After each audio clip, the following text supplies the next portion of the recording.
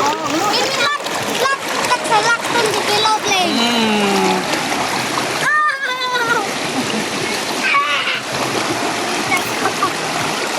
Anh tiếp anh rất căng co với cái bài vở.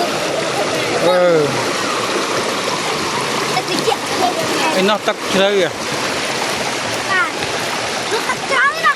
Tôi đã không thông bài vở. Nghiệm luyện nó nung nữa chà. Phon thôi ơi, nó phon gì phon nữa. Gì phon thôi ơi, gì phon.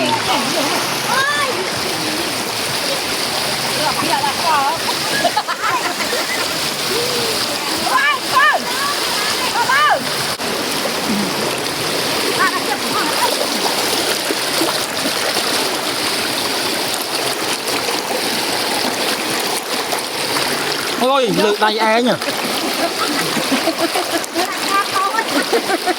Cho chỗ này.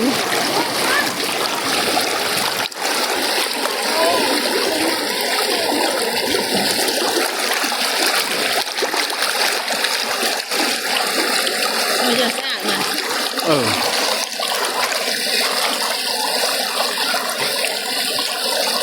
Thật hay sao? Hai tụi con mới chụp mới chụp. Con quy thì không ngấm rằng. Cái chồng có mới chụp. Cái mới tắt đây nó mới tắt. Cái một tấc. Mau cái con quy ngốc ngốc. Quy riêng một tô à.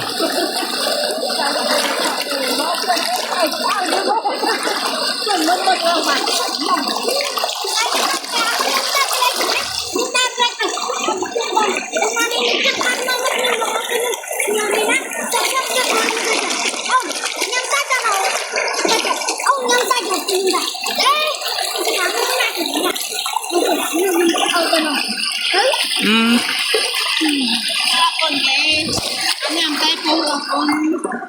Đây mà cái khai chặt ông nhắm tay chặt. Thế con làm sao đấy?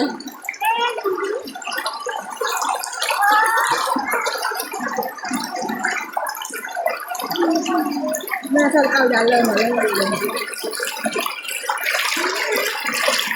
Cái này mà mình số đáng cao con nó tổ rồi. Bây giờ ọt đây ba mau cái lay này thì mau là pi đong rồi bay đong rồi ọt ba mau cái lay này.